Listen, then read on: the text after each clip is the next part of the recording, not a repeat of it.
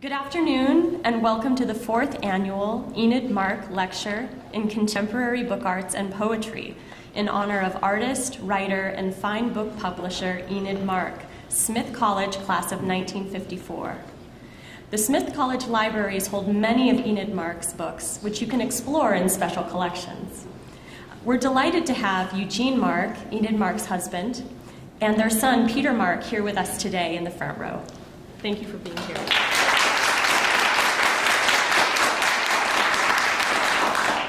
My name is Shannon Supple, and I'm the new curator of rare books for the Smith College Libraries.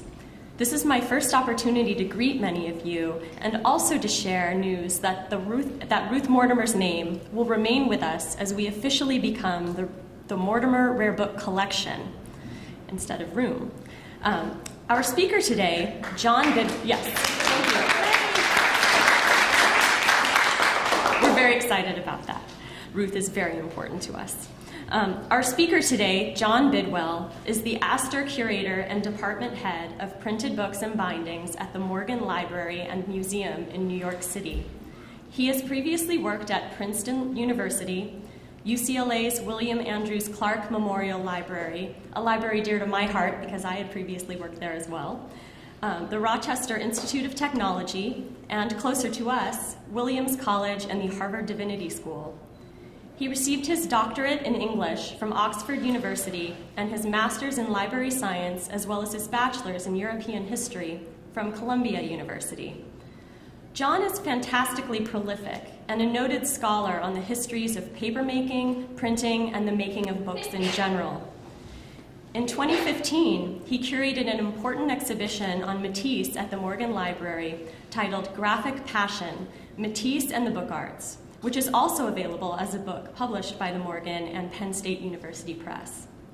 Tonight, he will deliver our 4th Annual Enid Mark Lecture entitled Good Cop, Bad Cop, Matisse and His Publishers. Please join me in welcoming John Bidwell.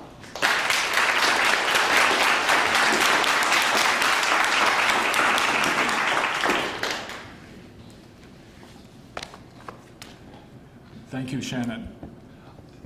Can you hear me? Okay? Okay. It's a treat to be here. And thank you for your hospitality. Enid Mark was making some of her best artist books when I was curator of graphic arts at Princeton University. During my time at Princeton, I acquired at least 2 of them and learned about her work in conversations with her and Jean. This lecture prompted me to go back and look at those books, which I admire now more than ever. Enid knew how to implement a graphic concept and how to cultivate constructive relationships with friends who helped in the design and production of her publications. Traditionally, that is the function of a publisher, someone who keeps order, directs traffic, and encourages people to work together toward a common goal. That is where I get the title of this lecture and where I see the connection between Mark and Matisse. A publisher of artists' books has to enforce rules and regulations without stifling the free expression of ideas. A publisher's office can be like an interrogation room where the good cop greets you with a cup of coffee and the bad cop refuses to call your lawyer. Both cops get results, which is why the police chief employs both in tandem to elicit a confession. Enid was a good cop. She succeeded in publishing her own books with a select group of talented colleagues who performed the tasks of typesetting, printing, printmaking, and binding. Early on, Matisse realized that he had neither the know-how nor the resources to publish books, but he was totally enthralled with them as a means of artistic expression. This I discovered while working on an exhibition at the Morgan.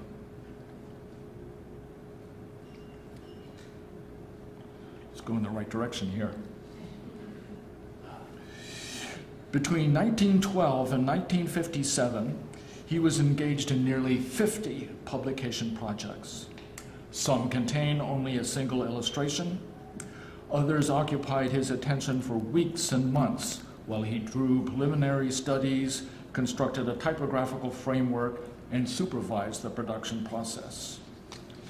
You may be already well acquainted with masterpieces such as the Mallarmé of 1932, the Pasiphae of 1944, the Baudelaire of 1947, and the Ronsard of 1948.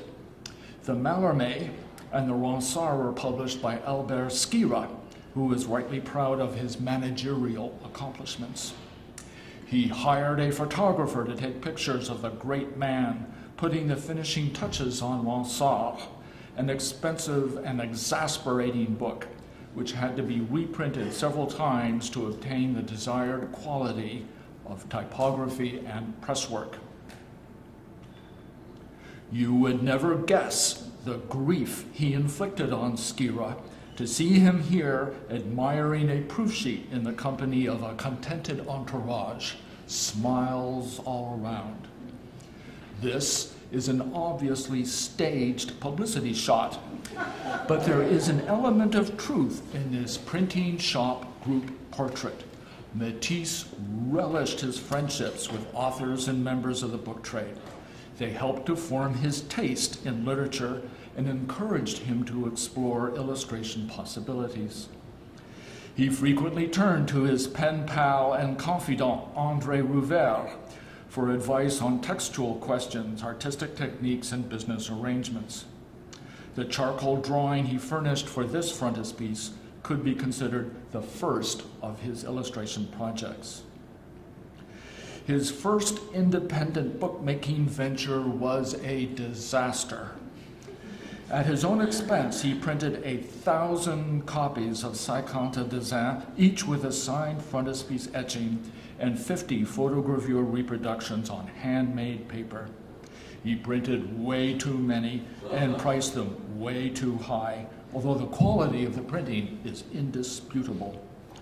The Morgan has a rejected design for a frontispiece, the earliest evidence of his typographic sensibility. He ended up with hundreds of unsold copies, which he kept for a dozen years and then sent off to his son, Pierre Matisse, who was starting an art gallery in New York. Pierre remaindered them at a hefty discount. More about Pierre in a moment. To this day, the remainders sell at a bargain price in comparison to prints signed by Matisse. Last month, I saw one at the New York Antiquarian Book Fair, retailing for $7,500.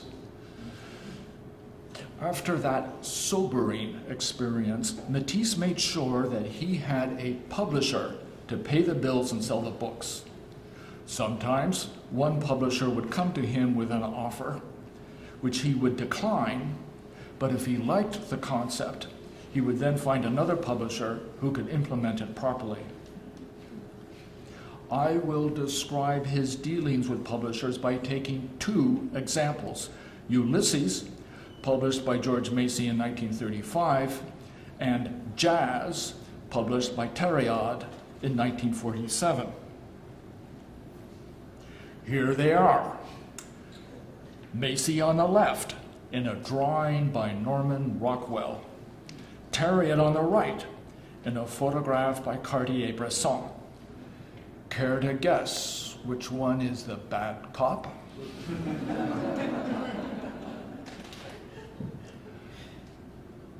George Macy was the founder of the Limited Editions Club, a subscription publishing scheme aimed at collectors. Members of the club received a book in the mail once a month for a payment of $10 upon delivery or an annual subscription of $108 in advance. They could expect a wide variety of texts, bindings, illustration, and typography at a predictable price, well within the means of middle-class Americans. Macy contained the cost of his books by relying on mass production letterpress printing techniques, hot metal composing machines to set the texts, and power presses to produce editions at the regulation size of 1,500 copies. Contemporary critics pointed out that these editions were too large to be truly limited, but he contrived a semblance of exclusivity and prestige by having every copy signed by one or more people associated with the book, usually the author or the illustrator. This publishing formula proved to be profitable enough that he could afford the fees commanded by art world celebrities such as Picasso and Matisse. He started with Picasso, who agreed to furnish 6 etchings and drawings and text for Aristophanes' Lysistrata. Macy promised to pay 10,000 francs upon the delivery of each plate, a sizable sum, but he also had the right to reprint the book and publish a separate portfolio of plates for print collectors. He complained, or rather boasted, about the stiff price he had to pay Picasso, who refused to hand over the plates unless he was paid in person and in cash. This anecdote may not be quite correct. The club's advertising copy is full of half-truths and exaggerations. But it is true that the artist and his client had quarreled over money matters and did not part on good terms. Despite these aggravations, the tight-fisted American praised Lysistrata as one of his most successful books. And the critical reception has vindicated his opinion. He looked to Lysistrata as a typographical model for Ulysses and treated Matisse like a temperamental artist no more reliable than Picasso. He needed Matisse because he had the idea to combine the 2 greatest names in the modernist movement. This is an example of publishing at its best, a perfect pairing of author and artist. Both were riding a crest of publicity in America. Matisse appeared on the cover of Time magazine in 1930, and the Museum of Modern Art mounted a retrospective exhibition of his work in 1931. Joyce created a cultural sensation in 1933 when Ulysses was declared not to be obscene in a landmark case that affirmed its literary merit in a learned opinion now considered a classic of legal literature. No publisher could ask for a better alliance of artist and author, both renowned and respected, but also sufficiently controversial to pique the curiosity of potential customers. Macy quickly obtained the right to produce a luxury edition, relying on his close connections with Bennett Cerf of Random House, who issued the first American edition in January 1934. In February, he wrote to Joyce, asking for his permission, promising him a fee, and noting that this venture had been authorized by Random House. He expressed a desire to print a corrected text with an introduction by the author. Although tempted by his proposals, Joyce did not contribute directly, and Macy had to settle for an introduction by Stuart Gilbert, an expert interpreter of Ulysses, who did help to correct the text. The contract stipulated that the author would receive a payment of $500 plus $2 for every copy he agreed to sign. His failing eyesight prevented him from signing every copy of the edition, and he eventually decided that he would set the limit at 250 copies, which were then priced at a $5 premium for the members of the Limited Editions Club. Antiquarian booksellers claim that he refused to sign all the copies of the book because he was angry about the illustrations, but that is just one of the myths and mystifications concerning the publication of Ulysses. At first, Macy failed to interest Matisse in an illustration project. He offered the artist a choice of texts not just Ulysses, but also Manon Lescaut, Madame Bovary, Mademoiselle de Maupin, Carmen, and the Aeneid. Except for the first and the last, these titles were all acknowledged classics of French literature, some slightly daring, and one, Madame Bovary, arraigned on charges of obscenity not unlike those leveled against Ulysses. He solicited 10 or 12 lithographs to accompany one of those texts, as well as a suite of prints to be sold separately. These terms did not appeal to Matisse, mainly because he feared that the suite of prints would glut the market. Undeterred, Macy sought the assistance of Pierre Matisse. Admitting that his initial overtures had failed, the publisher offered the art dealer a commission of $500 if he could persuade his father to take on the job. Pierre wrote to his father a long account of the club's publishing program and assured him that the director was an astute businessman, that the subscribers were worth cultivating, and that the work could be highly profitable. Picasso, he noted, had already signed a contract with the club and had agreed to provide preliminary designs in addition to his plates. Ordinarily, the club paid the illustrators the equivalent of 20,000 francs, but realizing that he would have to do better, Macy proposed the sum of 60,000 francs for 6 lithographs plus a portfolio of prints signed by the artist.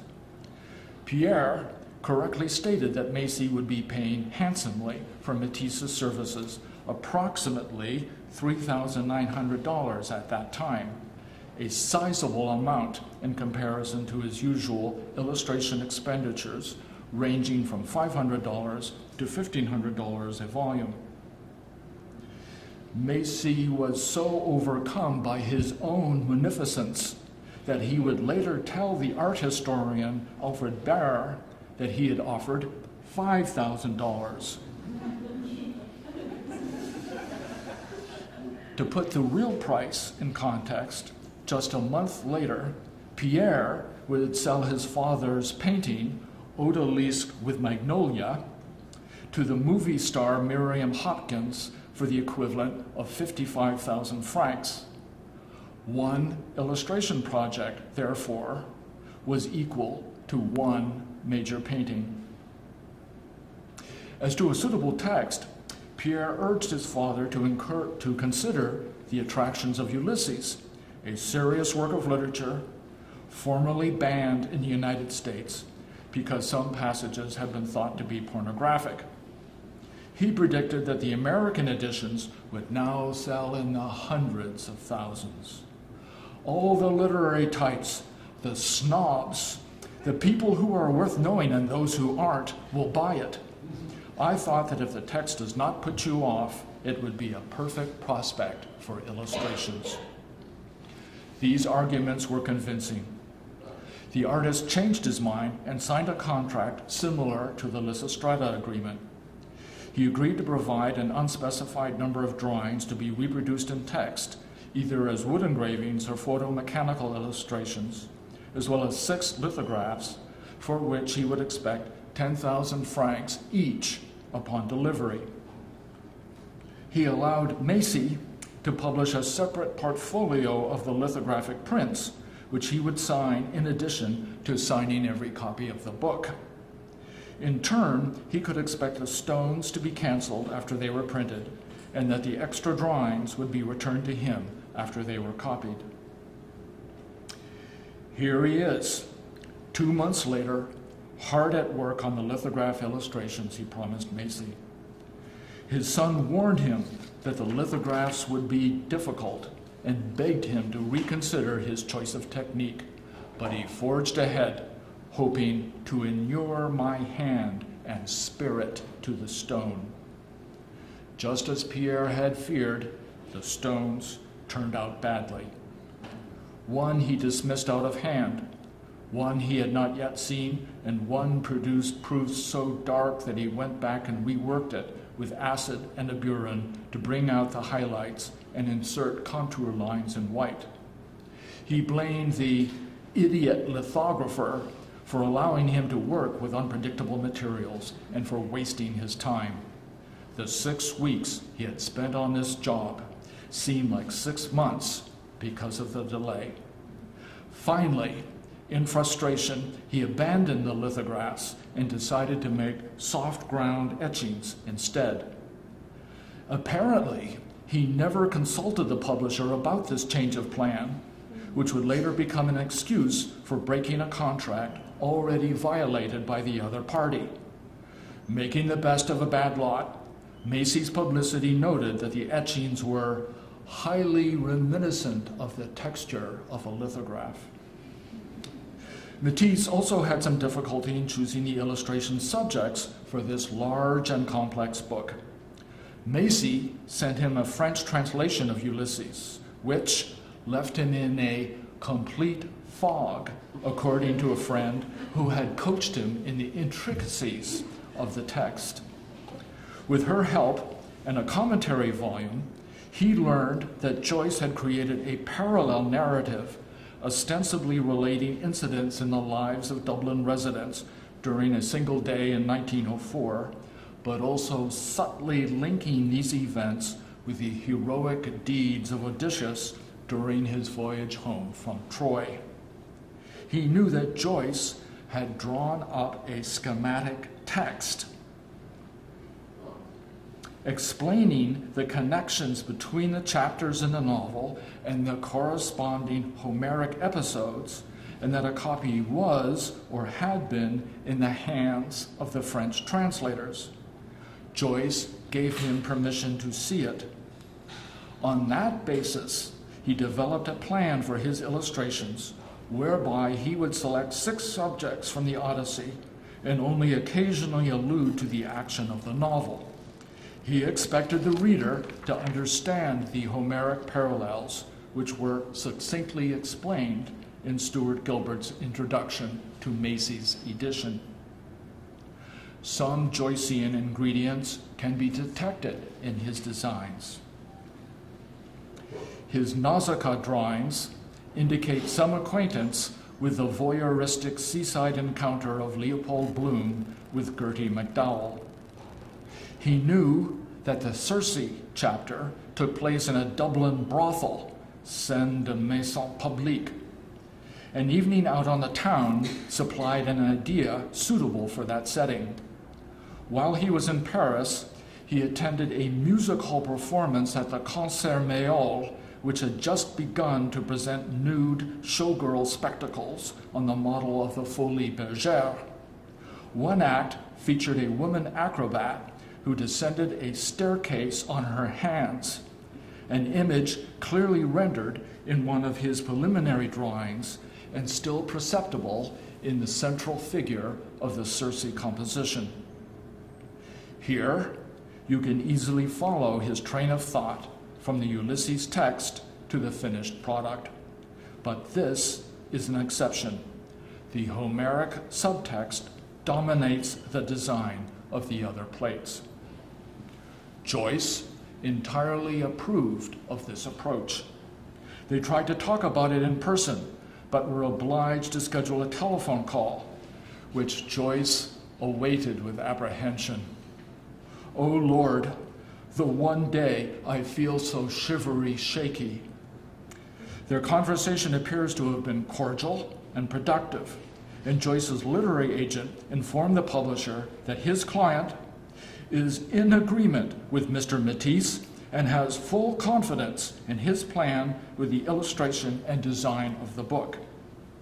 Despite this vote of confidence, Macy was not at all pleased by the sample artwork he received. He wanted line drawings like those in Lysistrata, not these tonal designs, which would be more expensive to reproduce. He had contracted for lithographs, not etchings, in which he could detect no discernible connection with the characters or action of the novel. He insisted that there had to be some direct relationship with Joyce's text and withheld payment to enforce his demands.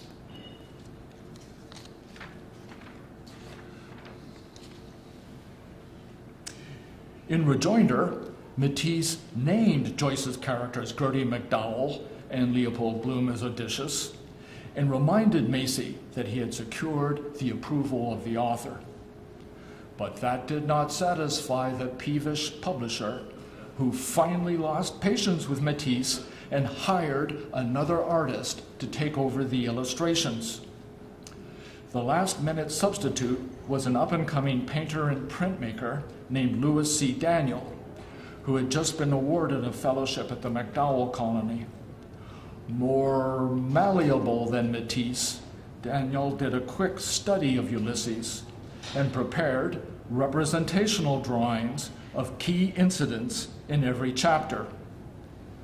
Some were so explicit that they were seized by prudish customs agents when they were sent abroad for the inspection of Stuart Gilbert. Gilbert rejected Daniel's work, which was too uniform, too topical, too much in the gauche manner. In short, the very opposite of the approach approved by Joyce and Joyce's advisors.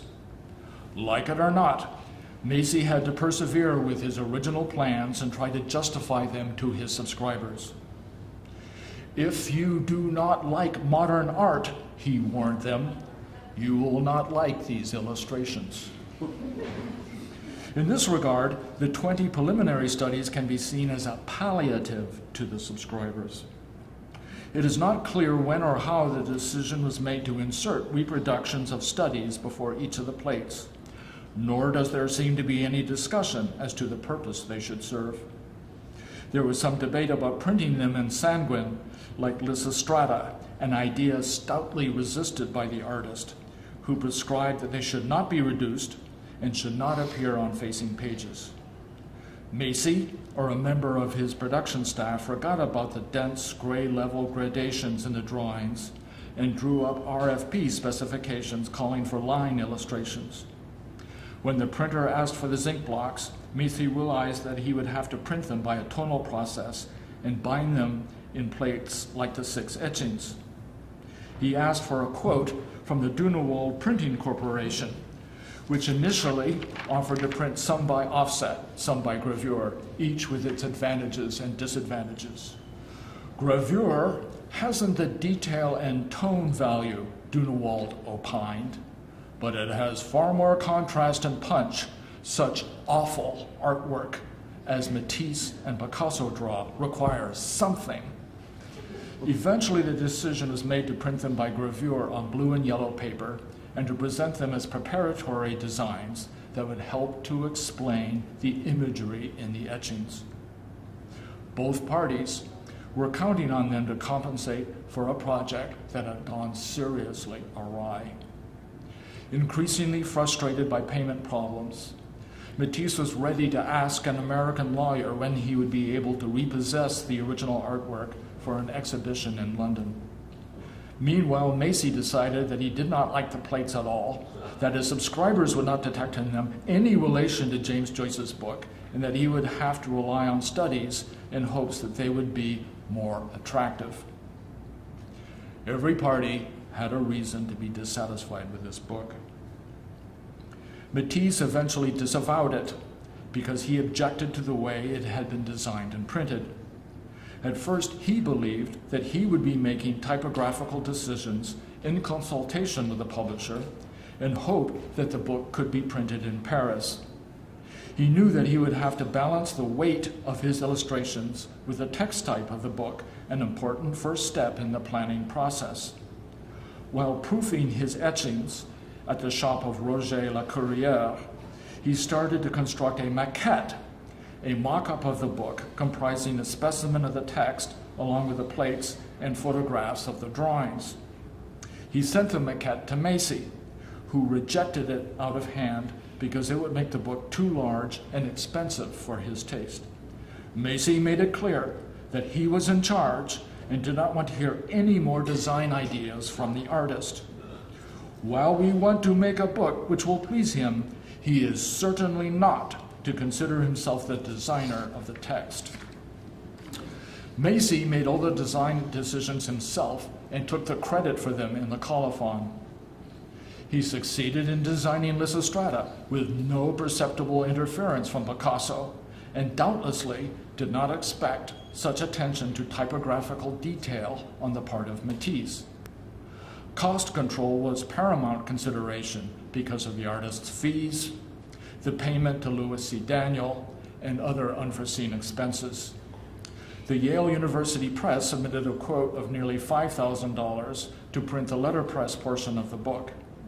Yale was deemed too expensive, and the contract was then awarded to a firm less prestigious but more accommodating, the E.L. Hildreth and Company of Brattleboro, Vermont.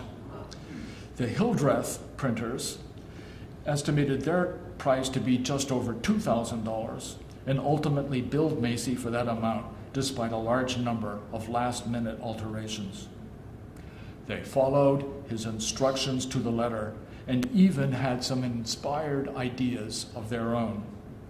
Macy only grudgingly acknowledged their excellent proofreading and their attempts to cope with his belated design ideas. He challenged their invoices, demanded rebates, and subjected them to the ultimate humiliation by not even mentioning them in the colophon. Their contributions are attributed instead to a nebulously named printing office, the same wording he used in the Lysistrata colophon.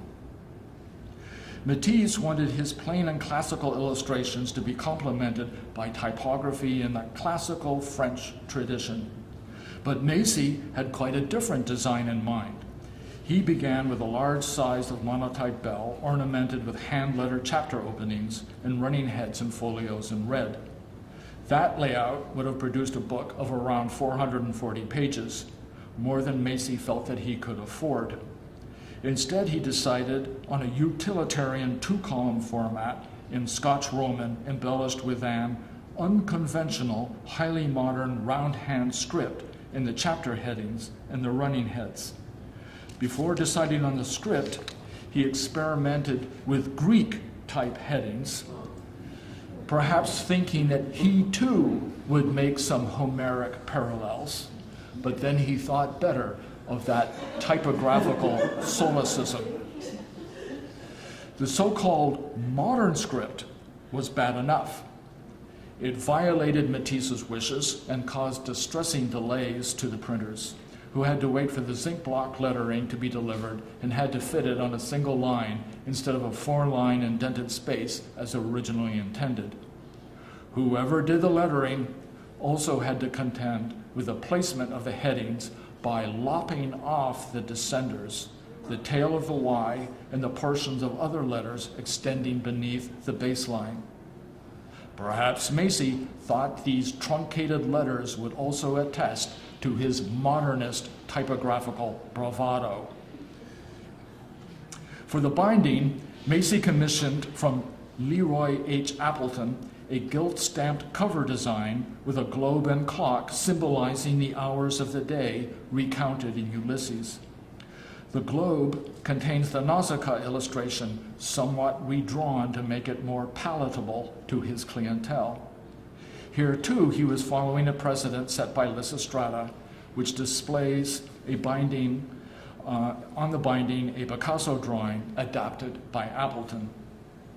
Macy may have wanted the overall effect to be highly modern, but it looks dated in retrospect. The combination of Matisse and Joyce must be counted among his accomplishments, but he has to be held responsible for the defects of this book, the typographical infelicities, false economies, lapses of taste, and failures of nerve. So much for Macy. I could name other publishers even more devious in their business practices, such as Robert Denoël and Martin Fabiani, two shady characters who prospered during the German occupation by dealing with the Nazis. On the left is Denoël, who was murdered at the end of the war, a famously unsolved crime perpetrated either by angry partisans or an avaricious mistress. On the right is Fabiani, who represented Matisse in the art market and published 2 of his most important books. After the liberation, he was caught with looted artwork and had to pay a substantial fine. Matisse expected him to publish a patriotic project, Poème de Charles d'Orléans, but then learned of his disgraceful conduct and decided to have nothing more to do with him. Instead, he gave the contract to Thériault, publisher of Verve and Jazz, a loyal friend and a courageous colleague who demonstrated more than once a willingness to test the boundaries of the illustrated book. He is the good cop in this typographical interrogation. Born and raised on the island of Lesbos, Thériault came to Paris, where he wrote for art journals and a newspaper, for which he produced a series of interviews with Matisse beginning in 1929. These interviews marked the beginning of their friendship and are now considered a valuable resource for understanding the theoretical basis of the artist's work. He probably helped Matisse in the design and production of the Mallarmé as artistic director for the Skira publishing firm. Several sources credit him with a leading role in seeing the Mallarmé through the press, and he may have influenced the design of other Skira books as well. He parted ways with Skira in 1937 and went into business for himself with the publication of Verve, one of his greatest achievements and one of the most ambitious art periodicals of all time. Verve cemented the friendship of Thériault and Matisse.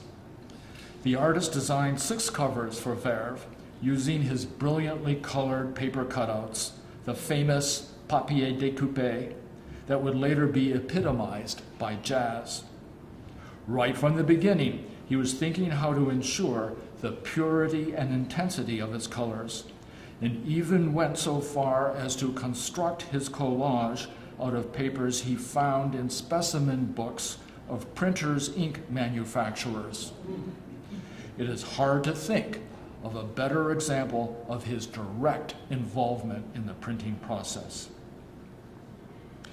He finished his last cover a few months before he died, relying on just a few cutouts to present the title and an ornament in red and orange tints on an orange background, a design daring in its simplicity, said Thériault, who was delighted by the concept.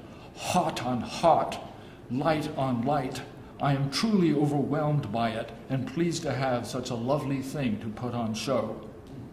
Published in 1958, the Orange Verve became a posthumous tribute to Matisse with articles on his work and lithograph reproductions of some of his gouache cutouts executed in the 1950s.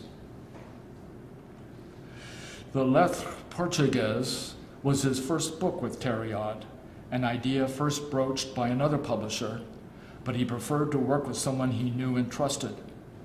I have seen the contract for this book, which spells out his rights and responsibilities.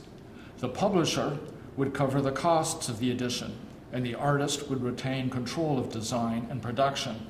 That is, he would construct a maquette for the guidance of the printers and would sign each copy on condition that he could check the proofs and approve them. All the preparatory designs, studies, and maquettes would be his property. After printing the lithographs, they would cancel the stones in his presence. He would take half of the edition as his payment, to wit, 85 ordinary copies, 35 special copies, and 4 copies hors commerce. He liked to be paid in kind because he distrusted the value of French currency, not that he needed the money. He planned on giving away copies to friends and family. Typical of Matisse, he started to work on the book even before he obtained the contract. After the proofs arrived, pages of text were pasted up to make a maquette, which Matisse used to think through his scheme of illustrations. The first page of each letter was to be set in all caps with a large calligraphic initial beneath a headpiece. Each section would end with a tailpiece, unless the text completely filled the last page.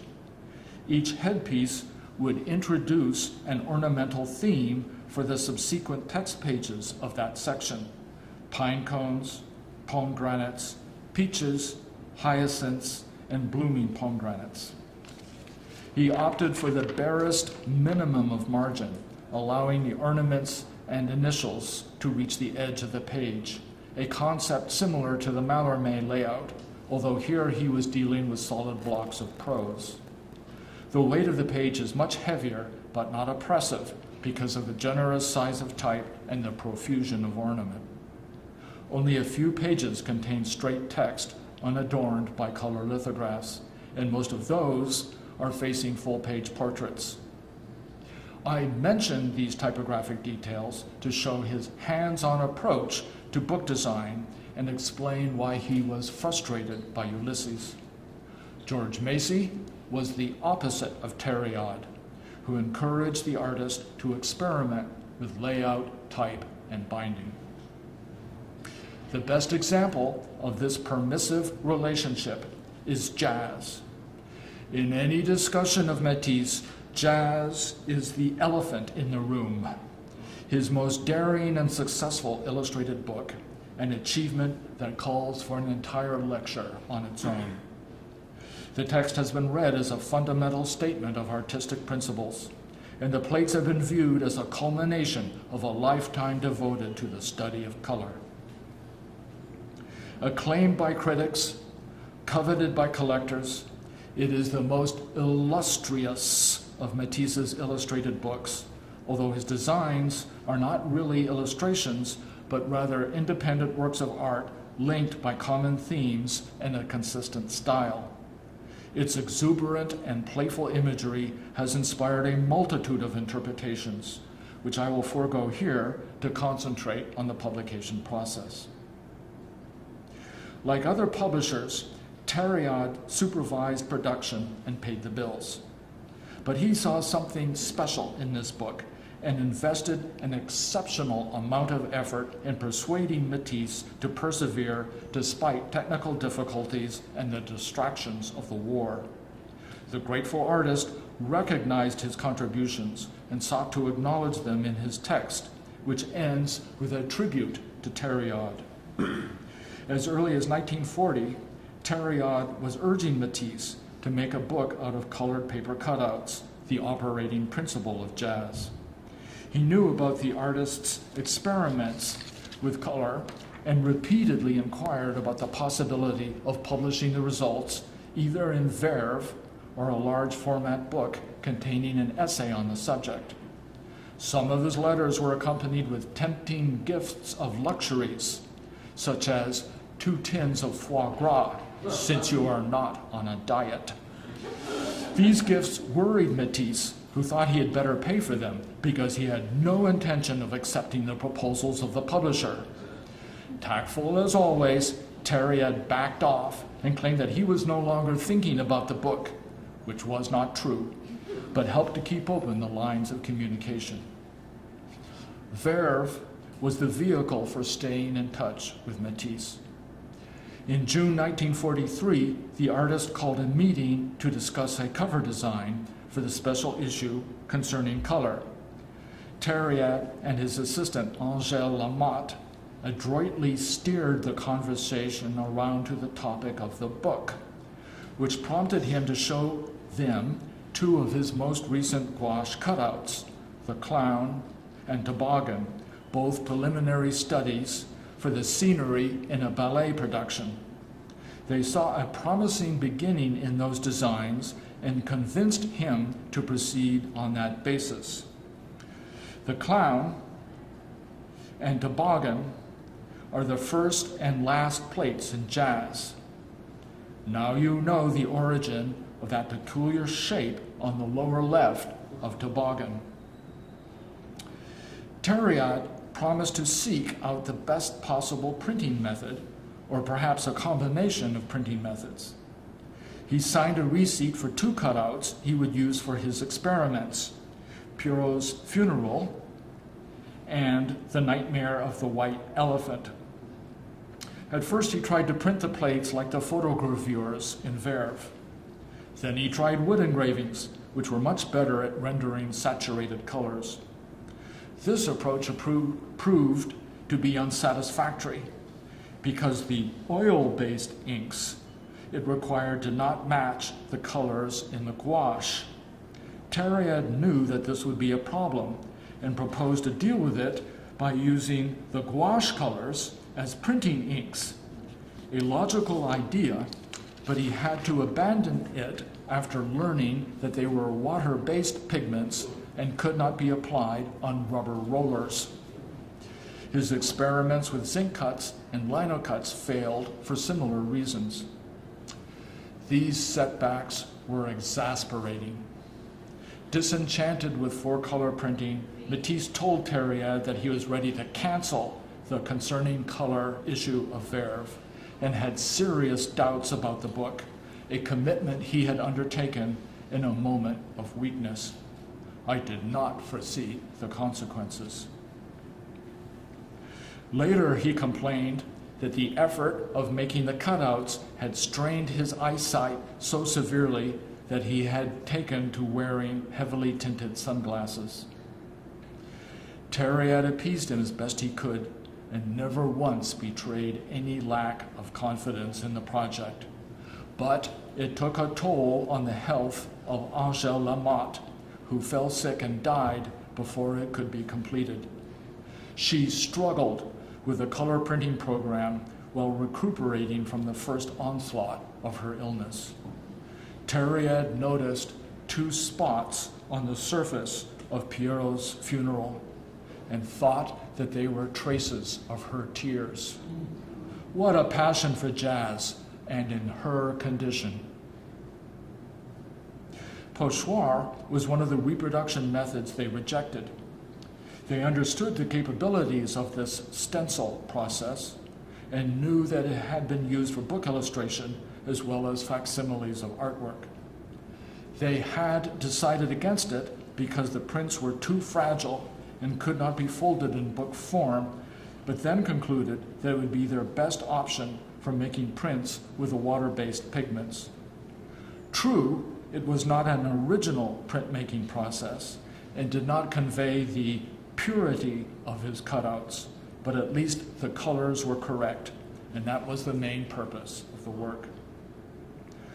Both the artist and the publisher expected jazz to be a book, although it is now best known as a portfolio of prints. This plate was originally intended to be the wrappers of the book, which was supposed to be titled Cirque. Matisse finished the plates before he began thinking about the text. By that time, he changed his mind about the subject of Cirque. I am sick of color right now, and I dare not write about it. Instead, he compiled a miscellany of short aphoristic meditations on topics he felt would be in the same spirit as the cutout designs: the nature of artistic creation, the act of drawing, the sources of happiness, and the primacy of love. He did not claim any literary merit for his musings, but believed they were an essential ingredient of the book. He intended them to be decorative in the best sense of the word. Right at the beginning, he noted that they performed a graphic function, separating the color plates by intervals of a different character. In a rejected draft, he was even more explicit in saying that he had been using the text as filler between the color plates and that he had composed it on the insistence of the publisher. He was, of course, making the usual modest disclaimers about his pronouncements on art, but he was also thinking of the overall configuration of the book and the relationship of its constituent parts. Matisse accentuated the decorative function of this text by having it printed in his own cursive script. He considered the possibility of setting it in type and had a sample page prepared for his inspection, but decided against that approach, which would have been too formal, impersonal, and pretentious. A year later, Picasso used the same concept in Le Chant des Morts, also published by Thériault. Among other factors, one could mention the facsimiles of medieval manuscripts in the special issues of Verve. In Thériault's opinion, the gouache cutouts had color affinities with manuscript miniatures that argued against a typographic treatment in favor of a monumental script inspired by the bold pictorial writing of the High Middle Ages. Matisse achieved that effect by writing with a reed pen and Chinese ink. His preliminary studies for jazz show that he worked by trial and error to fit the text on the page along with the headings and the arabesque ornaments. I mentioned that he originally expected to use the title Cirque, but I believe that Thériault persuaded him to call it jazz instead, partly to acknowledge the upbeat, improvisatory quality of the text. He would have also preferred jazz to Cirque because of its calligraphic potential, the stately cap J and the syncopated double Z rendered in a lilting cursive on the title page and glyphic block letters on the cover. Numerous preliminary studies for the cover and the title page are in the holdings of the Matisse Foundation. The bold black and white calligraphic cover provides an agreeable contrast to the brilliant color plates and plain lettering inside.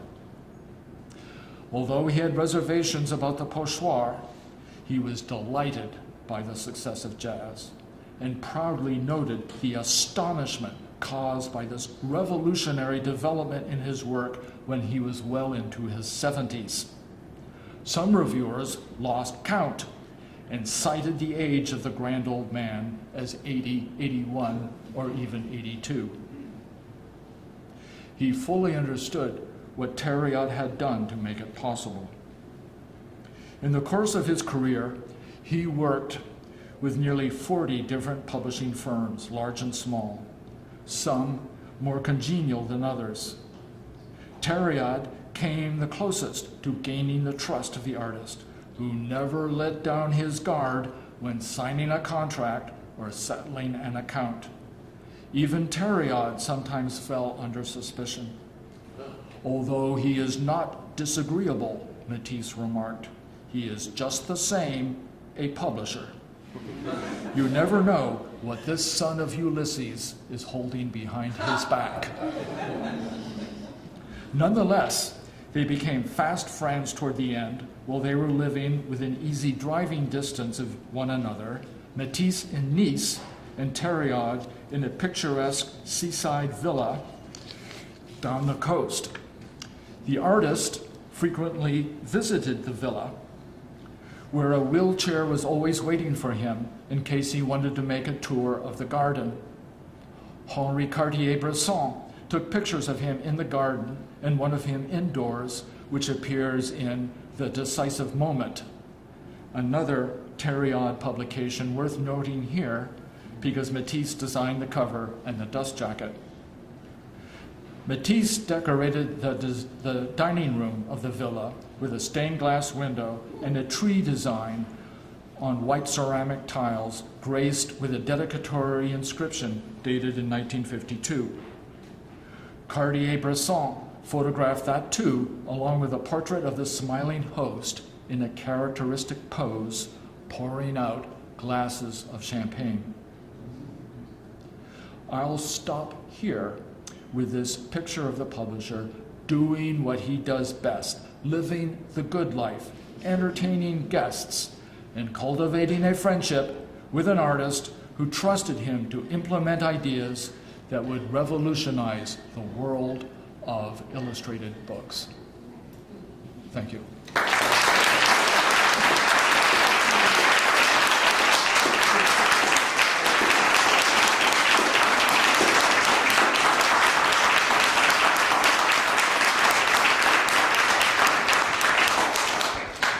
Thank you so much, much, John.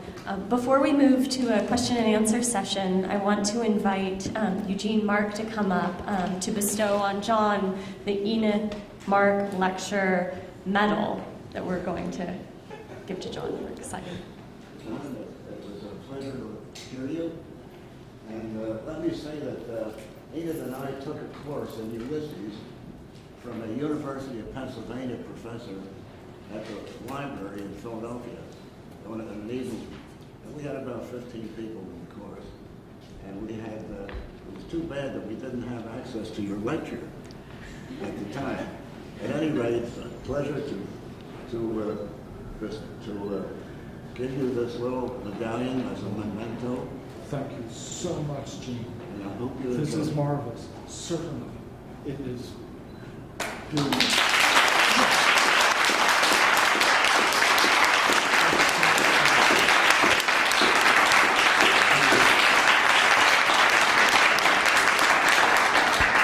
Thank you, Jean. So we're turning it back over to John so that you can ask him some questions about his wonderful lecture. May I just tell you that in the middle 1960s, Ohio State University kept a copy of jazz on the open stack shelves. And I was the last person to take the course from the stacks, but they of course into the when the different kept safe. I want to say, to open that book and find the Icarus that you showed with us there, and the word saying the young people should take an air trip and see the world from on high. The effect of that, just taking that book, not having it brought to me in a rare book room, was quite remarkable. It's one of my favorite plates and was used as the signal image for the Morgan exhibition. So we had a reproduction of that out on Madison Avenue.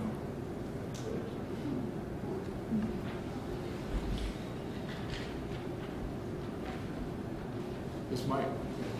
You mentioned the Matisse Foundation as the source of some of the material that you showed. Is that largely where most of it came from? I'm curious about where the stuff is Yes. that you've been showing. So most of the preliminary designs and proofs that I showed you come from the holdings of the Matisse Foundation, which is in New York.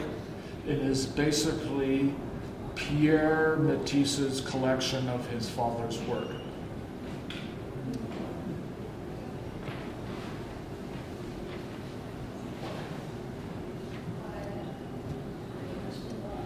To what degree do you think that the sort of cultural elements of the American publisher versus the French publisher came into play in terms of the good cop, bad cop element in working with? There was definitely some cultural friction there.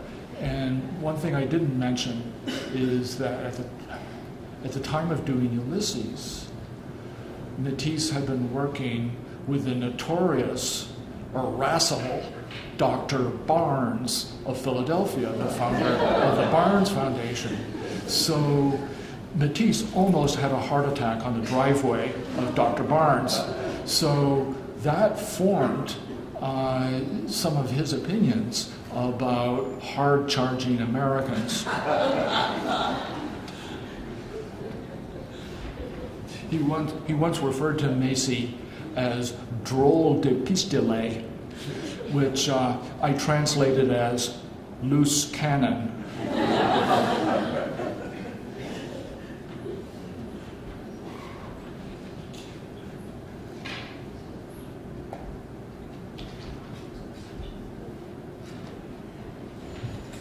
If there are no more questions, please join me in thanking John for his lecture.